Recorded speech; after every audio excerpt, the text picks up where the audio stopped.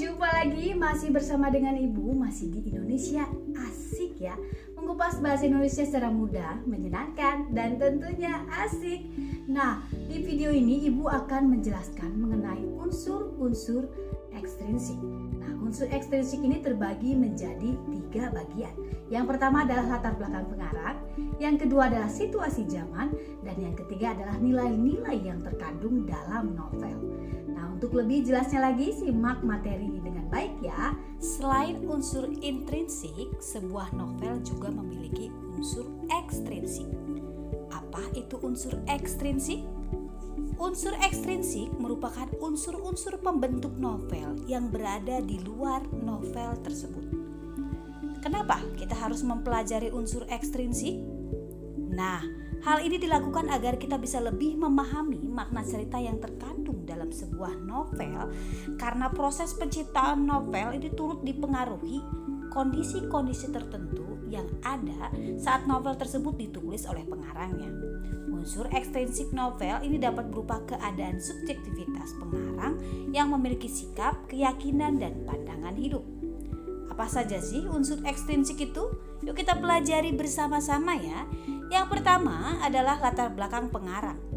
Latar belakang pengarang ini turut mempengaruhi novel yang ditulis ya, karena biasanya menggambarkan pandangan atau pemikiran penulis mengenai masalah-masalah yang ia ceritakan dalam novelnya.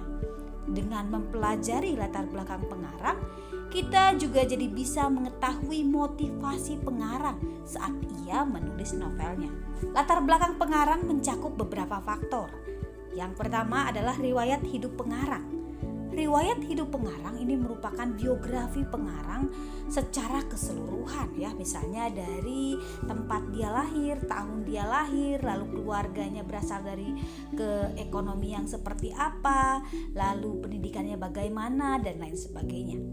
Dengan mempelajari riwayat hidup pengarang, kita bisa menganalisa faktor apa saja yang mempengaruhi pandangan dan jalan pikir pengarang mengenai novel yang ia tulis, berdasarkan pengalaman-pengalaman hidupnya tentunya ya. Oke, berikutnya adalah mengenai kondisi psikologis pengarang. Kondisi psikologis pengarang saat ia menulis novel ini juga turut mempengaruhi cerita yang ia buat. Suasana hati pengarang saat menulis sebuah novel biasanya akan tergambar pula dalam novel yang ia tulis.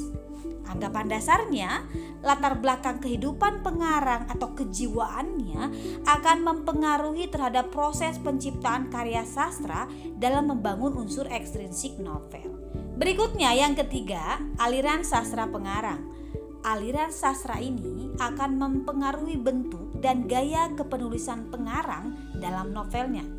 Nah, berdasarkan uraian penjelasan tadi, kita jadi mengetahui apa kaitan latar belakang pengarang dengan karya sastra yang ia ciptakan. Berikut unsur ekstrinsik yang kedua, latar belakang masyarakat atau situasi zaman. Latar belakang masyarakat saat novel ditulis oleh pengarang ini turut mempengaruhi novel tersebut, karena faktor-faktor yang ada dalam lingkungan masyarakat saat pengarang hidup ini turut mempengaruhi pemikiran si pengarang, turut mempengaruhi karya-karya tentunya.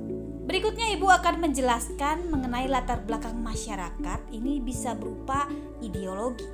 Ideologi negara tempat pengarang hidup ini turut mempengaruhi novel yang ditulisnya ya, karena ada 2 kemungkinan atau 2 hal ya. Pertama, bisa saja novel yang ditulis seorang pengarang ini selaras atau sesuai dengan ideologi negaranya, karena ia menyetujui dan menganut ideologi tersebut.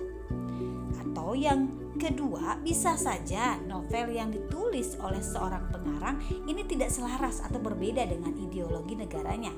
Oleh karena itu, novel yang ditulis oleh pengarang tersebut bisa mengandung kritik-kritik terhadap ideologi yang dianut negaranya tersebut. Berikutnya latar belakang masyarakat yang kedua adalah kondisi politik. Pengarang yang baik ini akan bersikap kritis terhadap kondisi politik ya yang ada pada negaranya. Oleh karena itu, novel yang ditulis akan menjadi sebuah respon atau kritik terhadap kondisi politik yang terjadi. Contohnya pada novel Saman dan Larung karya Ayu Utami, kedua novel tersebut mengkritik kondisi politik Orde Baru yang otoriter dan represif. Berikutnya mengenai latar belakang masyarakat yang ketiga adalah kondisi ekonomi. Kondisi ekonomi ini juga turut mempengaruhi lahirnya novel. Misalnya pada novel Ronggeng Dukuh Paruk ya, pada masa itu telah terjadi gejolak ekonomi yang super dahsyat ya, sehingga banyak terjadi kelaparan dan kekurangan di berbagai tempat ya.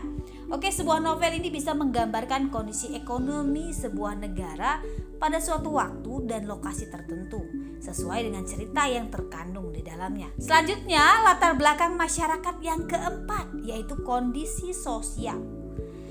Kondisi sosial ini biasanya tergambar dari situasi sosial yang melingkupi kehidupan tokoh utama dan tokoh-tokoh lainnya dalam sebuah novel.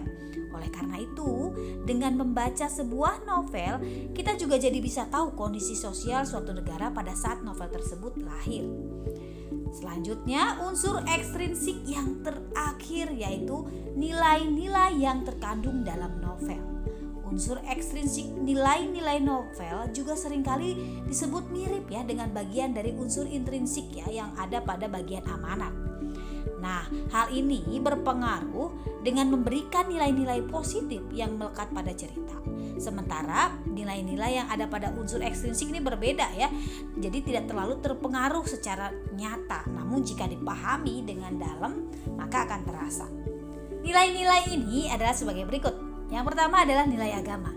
Nilai-nilai dalam novel yang berkaitan dengan agama, ini contohnya pada novel Robohnya Surau Kami karya Nafis. Nah, pada novel ini menceritakan bagaimana manusia dengan ketaatannya akan agamanya. Berikutnya nilai yang kedua adalah nilai sosial. Nilai sosial ini merupakan nilai yang bisa kita pelajari dan pahami dari interaksi tokoh utama dengan tokoh-tokoh lainnya, interaksi tokoh utama novel dengan lingkungan dan masyarakat di sekitarnya. Berikutnya nilai yang ketiga adalah nilai moral ya. Nilai moral ini biasanya tersirat ya yang berhubungan dengan realita yang seharusnya terjadi di masyarakat. Nilai-nilai yang terkandung dalam novel ini berkaitan dengan akhlak, budi pekerti, atau nilai baik dan buruk yang dapat diterima secara umum ya, baik itu mengenai sikap, perbuatan, kewajiban dan lain sebagainya. Nilai moral dalam novel ini bisa bersifat baik maupun buruk ya. Nilai yang berikutnya adalah nilai yang keempat atau nilai yang terakhir, nilai budaya. Nilai budaya merupakan nilai-nilai yang berkaitan dengan kebiasaan atau adat istiadat dan tradisi pada suatu masyarakat. Misalnya pada novel Siti Nurbaya, nah kebiasaan pada masa itu atau di daerah itu adalah kebudayaan perjodohan ya. Nah biasanya sudah dilakukan perjodohan itu mulai dari masa dini ya, masih anak-anak ya. Nah itu adalah sebuah budaya yang sangat tercermin dari novel Siti Nurbaya. Nah, demikian penjelasan Ibu mengenai unsur-unsur ekstrinsik yang ada di dalam novel. Ibu harap kalian menyimak dengan baik materi ini ya. Oke, sampai bertemu lagi di video-video selanjutnya. Tetap di Indonesia Asik. Bye.